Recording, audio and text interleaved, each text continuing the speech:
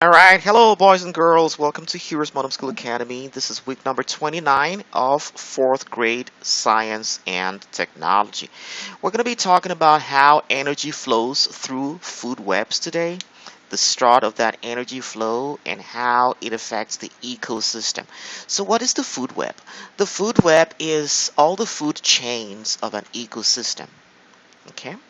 So if you have an ecosystem in which living things are eating on different kinds of things, how does energy flow through that process? That's what we're going to be trying to study today.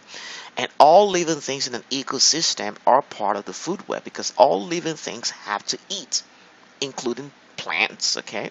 So the food chain represents a possible path for energy to flow through the ecosystem. So consider this. The sun is the ultimate start of the energy through the food web. And how does that happen? How does that occur? Plants are going to take in the sun's energy to produce their food, and then herbivores are going to feed on plants. Carnivores are going to feed on herbivores, okay?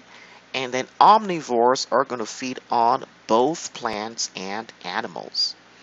And then guess what? So everybody actually traces back to the sun, okay?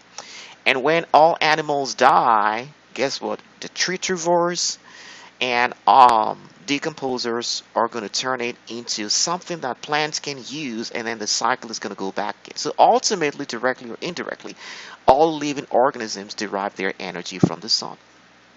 All right. Oh, what about something that can disturb that food process? Things like wildfires, okay?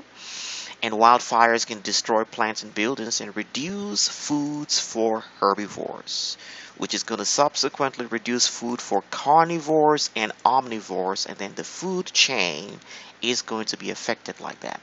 So, should we prevent wildfires? Absolutely.